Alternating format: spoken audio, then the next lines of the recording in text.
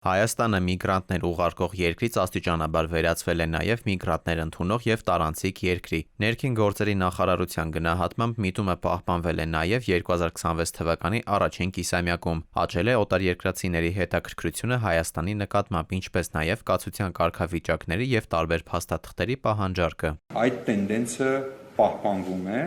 և կարող ենք ասել նաև ինչ-որ իմաստով թափ է հավաքում։ Ավելի քան 40,000 Արցախից բռնատեղահանված է Հայաստանի Հանրապետության քաղաքացիություն ստացել, նրանցից շուրջ 12,000-ը անչափահասներ։ Անդրադառնալով Արցախից տեղահանված քաղաքացիներին քաղաքացիություն տրամադրելու գործընթացի դանդաղեցման մասին քննադատություններին, փոխնախարարը դա նոնսենս համարեց, ասաց՝ բնակարանային ծրագիրը նպաստել է Հայաստանի քաղաքացիություն ստանալու համար դիմելիության աճին։ Եթե համեմատում եք նախորդ տարվա համեմատ, հենց այդ նախընտրական շրջանում մենք սպասարկել ենք անգամներ, պատիկներ ավելի շատ Ղարաբաղից տեղահանված անձանց քաղաքացիության դիմումներ։ Հայաստանում ժամանակավոր բնակության կարգավիճակ ըստ պաշտոնական տվյալների խնդրել է 9534 քաղաքացի, որոնցից ավելի քան 6000 դիմումը բավարարվել է, իսկ մշտական կացության կարգավիճակ է ստացել 2085 քաղաքացի, ինչը զգալիորեն ավելի է նախորդ տարիների ցուցանիշներից։ Ի դեպ, աճել է նաև ապաստանի հայցերի դիմումների մերժման թիվը, ընդհանուր ստացվել է ապաստան տրամադրելու 358 դիմում, բավարարվել է 94-ը, 190-ը մերժվել։ Ոստիկանության հայտնած տվյալներով նույն ժամանակահատվածում Հայաստանի քաղաքացիների մուտքերի և ելքերի տարբերությունը դրական է եղել շուրջ 1347-ով։ Մուտքերը եղել են Հայաստանի Հանրապետության քաղաքացիների մասին է խոսքը 871409, ելքերը կազմել են 870,062 եւ տարբերությունը ինչպես տեսնում եք դրական է։ Նույն միտումը ունենք նաեւ օտարերկրացիների մասով կրկին էական աճ ենք արձանագրել սահմանահատումների տարբերության իմաստով կազմում է 57953։ Նախորդ տարիների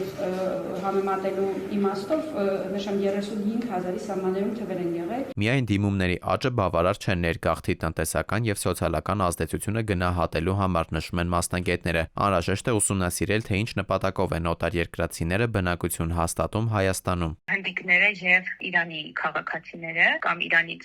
ժամանածները կացության կարգավիճակի խնդիր էսպային իրենք ունեն եւ այն հանգամանքը, թե իրենց կացության իրավունք տալով դա նպաստում է Հայաստանում տնտեսական աճին կամ այլ որևէ դրական փոփոխությանը, հիմա էսպային ոչ մեկ չի կարող դա մեկնաբանել, որովհետեւ պետք է դեռ հասկանան, այդ մարդիկ կացության կարգավիճակ ստանալով Հայաստանից իրենք են ինչ-որ բան ակնկալում, թե իրենք են նաեւ ներդրում ունենում Հայաստանում ինչ-որ ոլորտի զարգացման մեջ։ Միգրացիոն հոսքերի ավելացմանը զուգահեռ մասնագետները բարձրաձայնում են նաև անվտանգության հնարավոր ռիսկերի մասին։ Փաստաբանները հիմնվելով վարույթներում եղած քրեական գործերի վրա նշում են, թե տարբեր երկրների քաղաքացիներ Հայաստանում մեղադրվում են խարդախության, թմրամիջոցների շրջանառության, բռնության եւ այլ հանցագործությունների համար։ Ներգաղթը ինքը նաև կրիմինոգեն վիճակի վրա է բացասաբար ազդում, մեղադրվում են տարբեր հանցագործություններ կատարելու մեջ Հայաստանի Հանրապետություն։ Եվ Բանգլադեշի քաղաքացիներ կան, եւ Հնդկաստանի,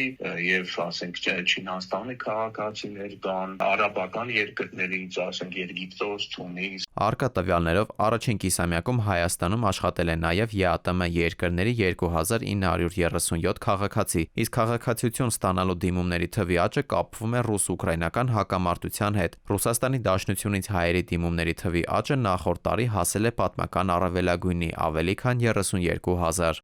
Դավիթ Թադևոսյան, ժամը լրատվական։